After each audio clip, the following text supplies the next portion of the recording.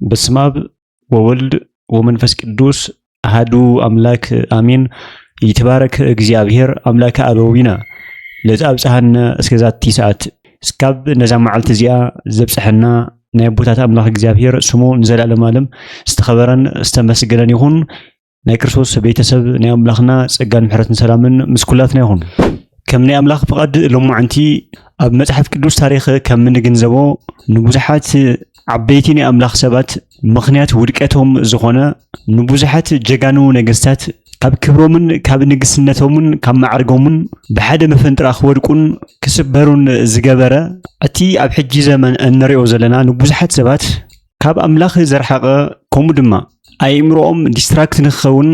ማለትም እውን ትኹረቶም ብምዝባዕ ትኹረቶም መንጢሉ እቲ ክሓስብዎን ክሰርሕዎን ዝግባእ ስራሕ ከይሰርሑ ግዚኦም ብከንቱ ንክባኽን ዝገብር ዘሎ መርዛም ናይ ዲያብሎስ ጦር ዝሙት እዩ ማለት እዩ። ብዙሕ ግዜ ብዙሓት ሰባት ዝሙት ከም ቀሊል ናይ ስጋ ድሌት ጥራሕ ገይሮም ይርእይዎ ማለት እዩ። ከም ዝፍለጥ ናይ ሰብኣይን ሰበይትን ርክብ ወይ ከዓ ትቅዱስ ዝኾነ መውስቦ ዝፈጠረ እግዚአብሔር ባዕሉ እዩ ማለት እዩ። ካብቶም ዓበይቲ ንሰለስተ ምኽንያታት ዝፈጠሮ ንሓዳር እቲ ሓደ ፍትወት ንምሕላው እዩ ማለት እዩ። ብዙሓት ሰባት ግን ብዙሕ ግዜ ጾታዊ ርክብ ከም ቀሊል ናይ ስጋ ድሌት ጥራሕ ገይሮም ዝቆፅሩ ሰባት ኣለዉ ማለት እዩ። ነገር ግን ጾታዊ ርክብ ኣብ መንጎ ክልተ ኣካላት ዝግበር ዓብይ ናይ ነፍስን ናይ መንፈስን ኪዳን እዩ ማለት እዩ። ስለዚ ግን ነዚ ክቡር እግዚአብሔር ዝፈጠሮ ዓላማ ኣንፈቱ ብምቕያር ዲያብሎስ ነዚ ክቡር ስጋ ነፍሲ መንፈስን ዝበላሹ ንመንፈሳዊ ህይወት ዘነድድ ሕቡእ ሓደጋ ዝሙት ዝበሃል ነገር ፈጢሩ ማለት እዩ። እምበርከስ ቤተ ክርስቲያን ብዛዕባ ዝሙት እንታይ ትምህር? መጽሐፍ ቅዱስ ብዛዕባ እዚ ዝሃበና ዓሞቕቲ ታሪኻትን ፍሉያት ጥቕስታትን እንታይ ይመስሉ ዝብል ብሰፊሑ ክንርኢና ማለት እዩ። ስለዚ እቲ ቀዳማይ ክንርድኦ ዝግበአና ዝሙት ካብ ካልኦት ኃጢአታት ብምንታይ ይፍለ ዝብል ይኮን ዝግባእ ተቀዳማይ ጥያቄና ማለት እዩ። ናይ ሐዋርያው ቅዱስ ጳውሎስ መልእኽቲ ናብ ሰብኣ ቆሮንጦስ ቀዳማይ ቆሮንጦስ ምዕራፍ 6 ቁጥሪ 18 ስለ ዝሙት ክዛረብ ከሎ ከምዚ ይብለና ካብ ዝሙት ረሓቑ ሰብ ዝገብሮ ዘበለ ኃጢአት ካብ ስጋኡ ወፃኢ ይብለና። እቲ ምንዝርና ወይ ድማ እቲ ዝሙት ግን እቲ ዝዝሙ ሰብ ወይ ድማ እቲ ዝምንዝር ሰብ ግን ኣብ ገዛ ርእሱ ኣብ ገዛ ስጋኡ እዩ ኃጢአት ዝገብር ዘሎ ይብለና ማለት እዩ። ከም ዝፍለጥ ናይ ክርስቶስ ቤተሰብ ብናይ ቤተ ክርስቲያን ኣስተምህሮ መሰረት ናይ ሓደ ናይ ክርስቲያን ስጋ ናይ መንፈስ ቅዱስ ቤት ወይ ድማ ናይ መንፈስ ቅዱስ መቅደስ ከም ዝኾነ ይነግረና። ስለዚ ክነስተውዕሎ ዝግበአና ካልኦት ኃጢአታት ማለት እውን ከም ምሕሳው ምሕማይ ምስራቅ ኮታስ ዝተፈላለዩ ውድቀታት ካብ ወፃኢ ናብ ውሽጢ እዩ ዝኾን ጽልኦም ማለት እዩ። ዝሙት ግን ኣብ ባዕሉ ኣብቲ ናይ አምላኽ ቤተ መቅደስ ዝኾነ ስጋ እዩ ዝፍጸም። መቸስ ክብራት ናይ ክርስቶስ ቤተሰብ ካሊእ ክብሩ ንወርሒ ካሊእ ክብሩ ንኮኸብ ካሊእ ክብሩ ንፀሓይ ከም ዝበለና ብርሃን ዓለም ቅዱስ ጳውሎስ ከምቲ ናይ ቅድስና ደረጃ ዝፈላለ ኃጢአት እውን ነናይ ባዕልቱ ዝኾነ ደረጃ ነናይ ባዕልቱ ዝኾነ መስፈርት ርዝነት ኣለዎ ማለት እዩ። ማለት እውን ሓደ ሰብ ኣብ ቤተ መቅደስ ኮይኑ ኃጢአት ክገብር ከሎን ካብ ቤተ ክርስቲያን ወፃኢ ኮይኑ ኃጢአት ክገብር ከሎን ዝተፈላለዩ መስፈርታት ኣለዎ። ምክንያቱ ቤተ መቅደስ ዘሎ ሰብ ናይ አምላኽ ቃል እንዳሰምዐ ናይ ምድሓን ተኽእሎኡ ዝለዓለ ኮይኑ እንዳሃለየ ደንዳና ልቢ ስለ ዘለዎ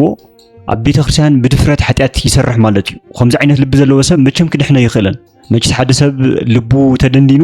ናይ ምድሓን ተኽእሎኡ ዘይርኡ ዝኾን ማለት እዩ። እዚ ምስ ክሕደት ምስ ድፍረት ከነመሳስሎ ንኽእል ኢና። ምክንያቱ ሓደ ሰብ ክሕድ ከሎ ንሓደ ኣማኒ መንፈስ ቅዱስ ጠቕሊሉ ካብኡ ዝፍለ እቲ ሰብ ክሓደ ክኾን ከሎ እዩ። ልክዕ ከምቲ ሓንቲ ርግቢት እንቋቑሓ ተሰበርካላ ሰፈራ እስካብ ዘይፈረሰ ቦታ ዘይትለቅቕ መንፈስ ቅዱስ ድማ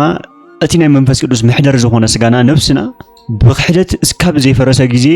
ምሳና ኣሎ ማለት እዩ። ስለዚ ካባና ክፍለ ዝኽእል መንፈስ ቅዱስ ብክሕደትን ብድፍረትን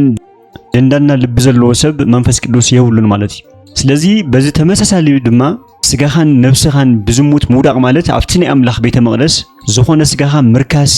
ምፍራስ ማለት እዩ። ስለዚ በዚ ምኽንያት ድማ ሓደ ሰብ ብዝሙት ክውድቕ ከሎ ብዙሕ ነገር እዩ ዝስእን። ሰላሙ እዩ ዝስእን፣ ቅሳነቱ እዩ ዝስእን፣ ትኹረቱ እዩ ዝስእን። ትኹረት ክንብል ከለና ግን ኣቕሊልና ክንሪኦ የብልናን። ክቡራት ናይ ክርስቶስ ቤተሰብ እቲ ቀዳማይ ናይ ዕቤትን ናይ ውድቀትን ዓበይ ነገር ትኹረት እዩ። ሓደ ሰብ ሙሉእ ኢነርጂ ገይሩ ክሰርሖ ዝኽእል ሙሉእ ዝኾነ ዓቕሚ ገይሩ ክኸይድ ዝኽእል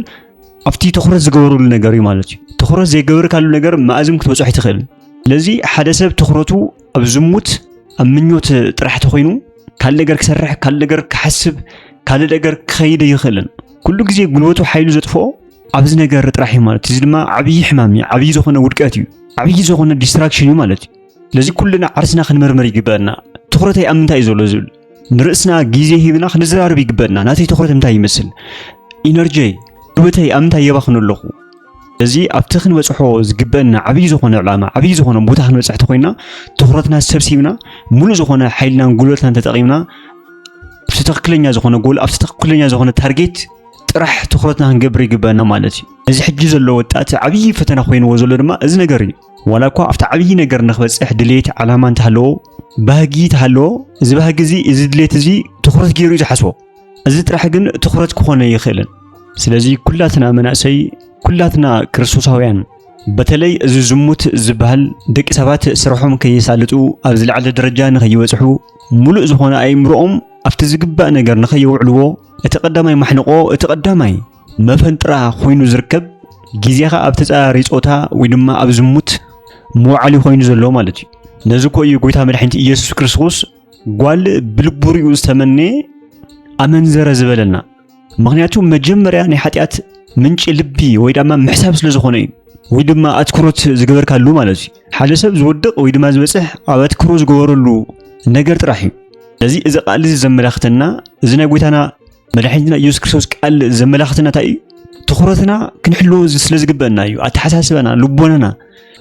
ጉልበትና ክንሕልዎ ስለ ዝግበአና እዩ ክንስብስቦ ስለ ዝግበአና እዩ ቀዳማይ ቆሮንቶስ ምዕራፍ 6 ቁጥሪ 16 ብርሃነ ዓለም ቅዱስ ጳውሎስ ይብል ምስ ኣመንዝራ ዝጣበቕሲ ምስኣ ሓደ ስጋ ከም ዝኾንዶ ኣይትፈልጡንኹም ይብል ስለዚ ዝሙት ክንፍጽም ከለና ናይ ስጋ ርክብ ጥራሕ ዘይኾነስ ናይ ነፍስን መንፈስን ምትእስሳር ከም ዘለዎ ክንሓስብ ይግበአና ምስ ሓደ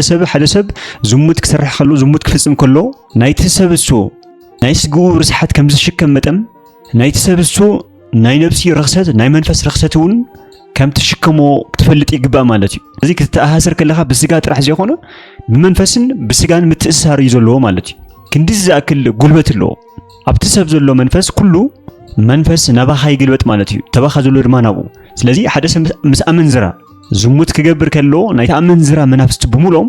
ተሸካሚ ይኸውን ኣሎ ማለት እዩ ነዚኡ ብርሃነ ዓለም ቅዱስ ጳውሎስ ምስ ኣመንዝራ ዝጣበቕሲ ምስ ኣመንዝራ ዝራኸብሲ ምስ ኣመንዝራ ሓደ ስጋ ጥራሕ ምዃን ዘይኮነስ ሓደ ነፍስን ሓደ መንፈስን ምዃን ከም ዝኾነ ዝገልጸልና ዘሎ ማለት እዩ ብናይ ሳይኮሎጂ መጽናዕቲ እውን ብዝሙት ዝግበር ርክብ ንነፍስን ንኣእምሮን ዘይተረጋግአን ብጣዕሳ ዝተመልአን ንሓቀኛ ፍቕሪ ከብፅሕ ዘይኽእልን ናይ ምትእምማን ፀገም ዝፈጥርን ውሽጣዊ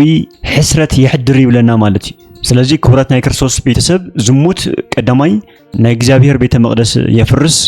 ካልኣይ ምስቲ ዝሙት ንሰርሖ ሰብ ናይ ስጋን መንፈስን ነፍስን ሓድነት ይፈጥር ማለት ርኹስ ዝኾነ ሓድነት ማለት እዩ ተባኻ ዘሎ ፀገም ናብቲ ሰብ ይሳገር እቲ ኣብቲ ሰብ ዘሎ ርኽሰት ይኹን ውድቀት ይኹን መከራ መንፈሳዊ ስቃይ ድማ ናባኻ ይመጽእ ማለት እዩ ሳልሳይ ትኹረትካ የዛብዕ ማለት እዩ ካልኣይ ካብ መጽሓፍ ቅዱስ ብዝሙት ዝወደቑ ኣቦታት ክንርኢ ከለና ካልኣይ ሳሙኤል ምዕራፍ 11 ካብ ቁጽሪ 2 ዘሎ ታሪኽ ናይ ዳዊትን ቤርሳቤስን ታሪኽ ንርኢ ማለት እዩ ስለዚ ከም ልበይ ዝበሎ ዓብይ ናይ ኣምላኽ ሰብ ንጉስ ዳዊት ሓደ መዓልቲ ኣብ ናይ ንግስነቱ ሰገነት እንዳሃለየ ዘይግብኦ ነገር ጠመተ ይብለና ማለት እዩ ምክንያቱ ኩሉ ግዜ ሓጢኣት ኩሉ ግዜ ውድቀት ዘይግበእካ ነገር ብምጥማት ዝመጽእ ነገር እዩ ማለት እዩ ዘይጠመትካይ ነገር ልብኻ ሓስበ ይኽእልን ስለዚ ልብኻ ኣእምሮኻ ክትሕልዎ ትኽእል ብዓይንኻ እዩ ዓይንኻ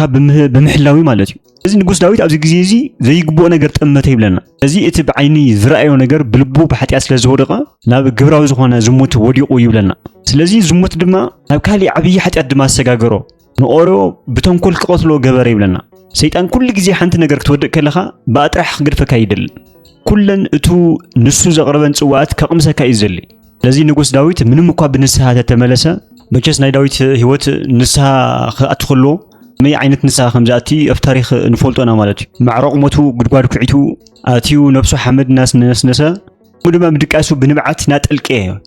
ከቢድ ብዝኾነ ንስሓ እዩ ዝምለስ ማለት እዩ ነገር ግን እቲ ናይ ሓጢኣት ውፅኢት ግን ኣብ ገዝኡ ዓብይ ዝኾነ መከራ ምፅእ ይብለና ማለት እዩ ስለዚ ሓደ ሰብ ብዝሙት ክወድቕ ከሎ ዘይግብኦ ነገር ክገብር ከሎ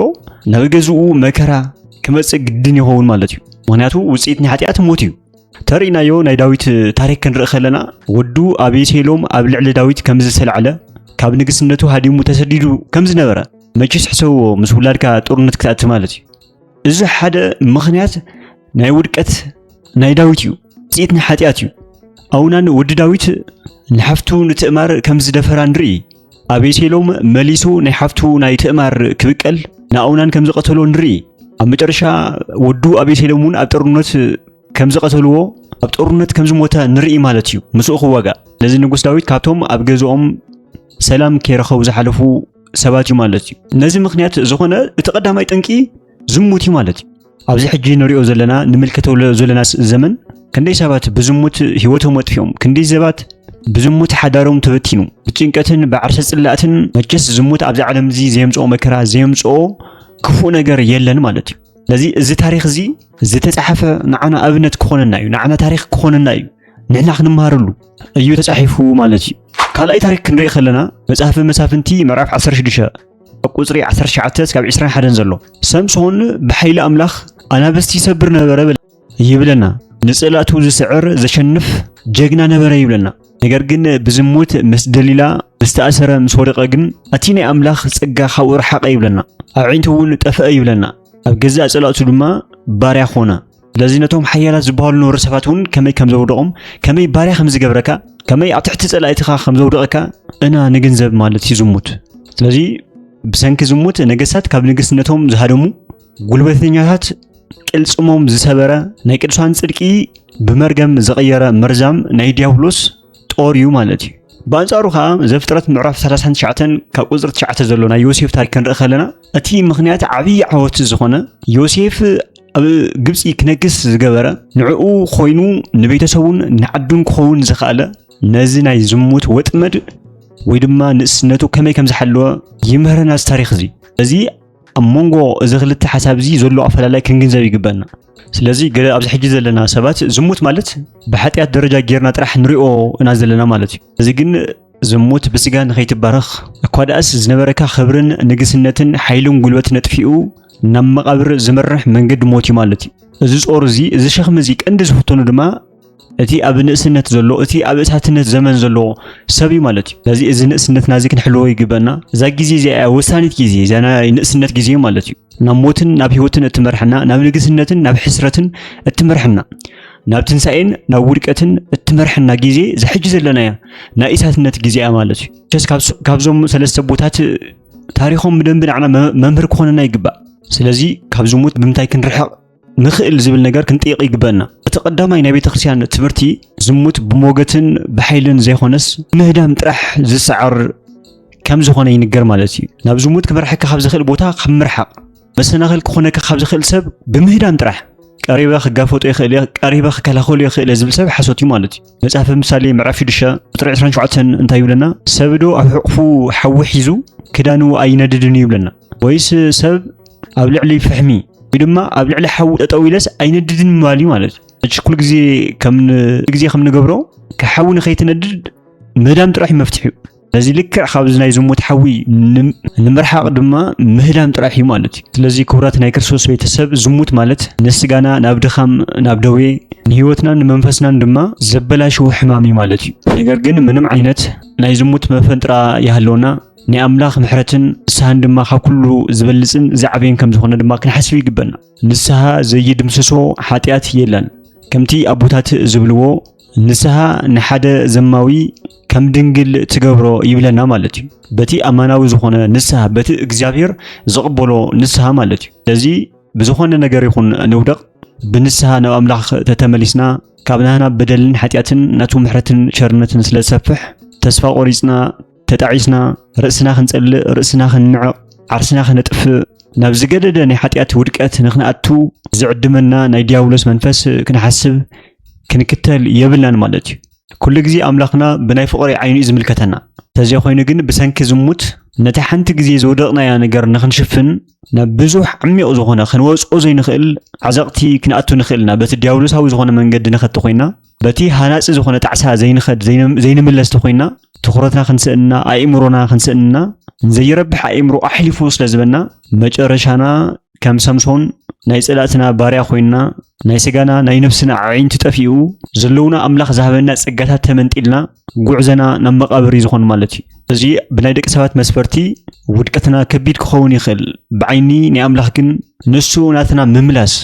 ናትና ምድሓን ጥራሕ ስለ ዝደሊ بنسها خنملسيو زدلينا مالتي زي كندز خبد يخبد كندز ورقنا نودق نبتي محرن يقرب هالن أملاخنا خنملس يجبنا مغنياتو قدام يوحنس بعرف حدا قطر 9 تايبلنا حاتياتنا انت تناززنا حاتياتنا كحرجلنا هاو كل عمز أون كنصحنا نسو أمونن بسؤوليو يبلنا مالتي تلازي لومي بسقاوي دليتات تأثير كانت هالخا تسفا خي قرصكا كم داويت بنسها تملس كم يوسف كم مغنياتات حاتياتات هدم ناب نسهان ناب ناي نصحنا هيوتن بمملاس نفسخان سغاخان منفسكان أدحن زمهرنا زمخرنا ناي بوتات أملاخ እግዚአብሔር ስሙ ንዘላለም ዓለም ዝተኸበረን ዝተመስገነን ይኹን እዚ ትሕዝቶ ናብ ኩሉ ንኽባጻሕ ላይክ ሼር ግበርዎ ሓሳብን ሪእቶን ሕቶን ዘለኩም ኣብ ኮመንት ብጻሕፊ ካልዩ ናይ ክርስቶስ ጸጋን ምሕረትን ሰላምን ምስ ኩላትና ይኹን ሰላም